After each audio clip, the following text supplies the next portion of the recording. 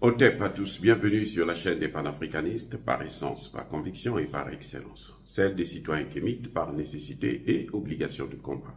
Nous sommes une chaîne qui n'est guidée que par nos ancêtres et rien que par des ancêtres qui appartiennent à l'égrégore du monde noir. Par conséquent, nous ne croyons en aucun Dieu venu de l'étranger. Toutefois, cette vidéo n'est aucunement destinée à inciter à la haine ou à la violence, car nous menons un combat qui est d'abord et avant tout spirituel, intellectuel et démocratique.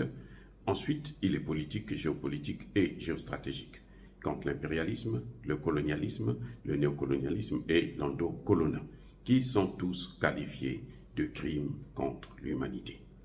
Nous menons ce combat sur la base du principe fondamental que nous avons hérité de nos ancêtres kémites, qui est celui de la Mahat, c'est-à-dire solidarité, vérité et justice. Vous êtes donc en droit de connaître la vérité et nous avons l'obligation de vous dire la vérité, rien que la vérité, afin que justice soit rendue au continent africain.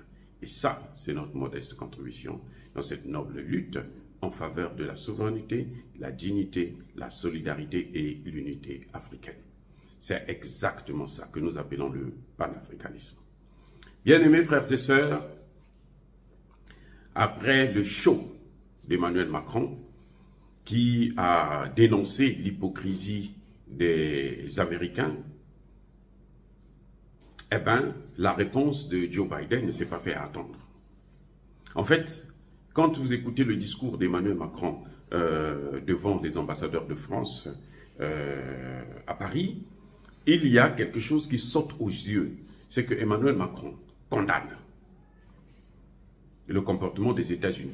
Parce que les États-Unis avaient envoyé Victoria Nuland au Niger sans consulter la France, comme si les États-Unis avaient besoin de consulter la France pour agir en Afrique. Non, et c'est là encore, une fois de plus, ce qui montre que ce garçon est vraiment retardé mental.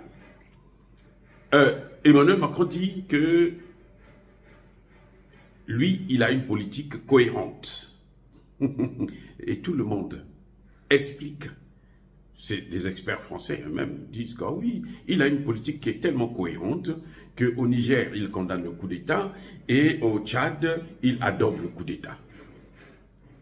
Et ça, c'est la politique cohérente de Emmanuel Macron. Bon, je ne sais pas si on parle bien le français là ou bien nous parlons le Lingala ou le Kikongo, les deux langues nationales du Congo-Brazzaville.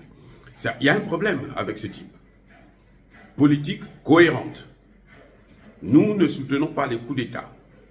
Nous sommes anti-coup d'État.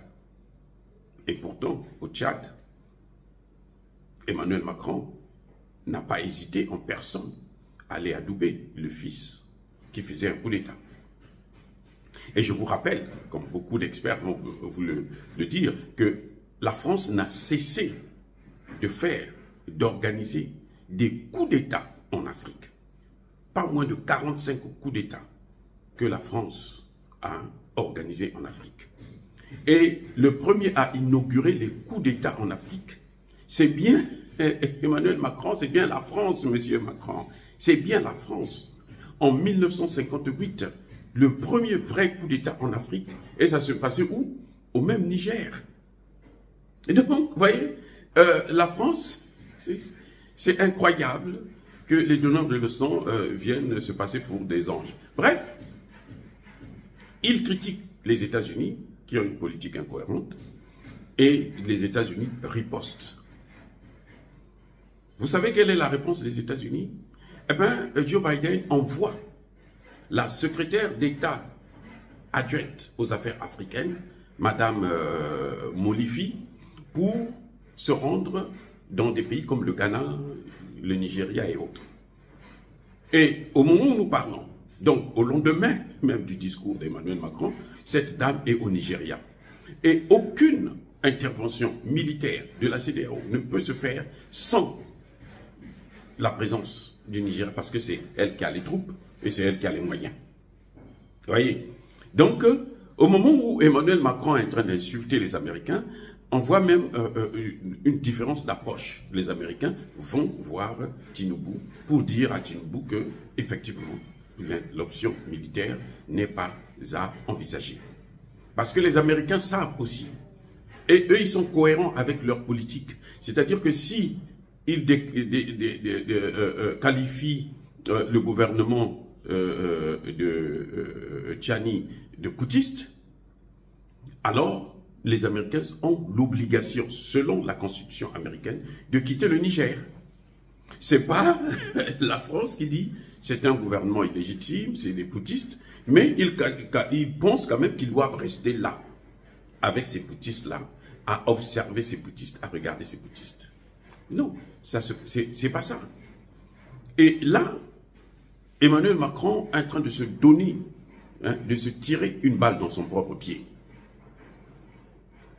Parce que la réponse des Américains, elle est stricte, elle est catégorique. Le secrétaire d'État américain, Anthony Blinken, aussi, l'a encore affirmé que nous sommes pour une solution pacifique de la crise. Et le Nigeria a ouvertement dit à Mme Molifi que le Nigeria n'est pas pour une option militaire. Le Nigeria est désormais pour une option pacifique. C'est d'ailleurs pour ça que la CEDEAO vient encore d'envoyer une autre mission au niveau du Niger pour voir qu'elle demande maintenant au Niger de faire de donner des gages de confiance. Elle demande notamment qu'on libère, à la rigueur, qu'on libère Mohamed Bazoum. Même si elle dit qu'il faut aller sur un terrain neutre, je vous ai déjà dit qu'il n'y a pas de terrain neutre, puisque Bazoum est nigérien, Tchani est nigérien, donc je ne vois pas quel est l'autre terrain neutre. S'ils veulent aller négocier à l'étranger, et tout ce qui est négociation à l'étranger a toujours été en défaveur des nationaux. La négociation doit se faire au Niger, avec les Nigériens. Ce sont les Nigériens qui doivent départager à la fois Bazoum et Tchani, et ils l'ont déjà fait d'ailleurs. Et vous avez, Emmanuel Macron a mis le général Tchani devant une situation où il ne peut plus reculer. Même s'il voulait le faire, le général Tchani là, il est dans un piège de la France. C'est la France qui l'a mis dans ce piège-là, où il ne peut plus bouger. Et dans l'armée, on dit, tu avances, nous avançons, tu t'arrêtes, on s'arrête, tu recules, on t'abat. Voilà le principe fondamental de l'armée africaine. Et que Tchani, aujourd'hui, a déjà reçu tout ce qui, au-delà de toutes les sanctions qu'on pouvait prendre contre le Niger, il les a déjà reçus. Donc Tchani, aujourd'hui, n'a plus rien à perdre. Et ça, c'est la faute de qui? La faute d'Emmanuel Macron. Il n'y a plus rien à perdre.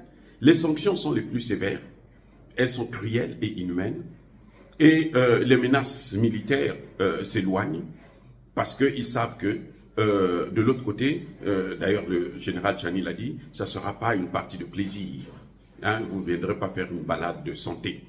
Donc ça veut dire que nous allons nous battre et nous allons en tuer. Et je suis sûr que lorsque des pays comme le Nigeria, la Côte d'Ivoire, le Ghana, le Bénin, le Sénégal vont commencer à recevoir les corps de leurs compatriotes, ils vont commencer à mettre la main sur la tête et vont s'attaquer à leur propre leader.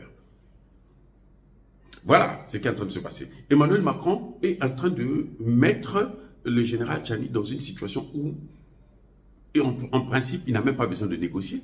Il y a quoi d'autre à négocier? Puisque les sanctions sont déjà là. On vous a déjà puni pour le fait. On ne peut pas vous punir deux fois pour un même fait. C'est ça un principe juridique simple. Et donc, M. Tchani, aujourd'hui, il doit faire ce qu'il veut faire.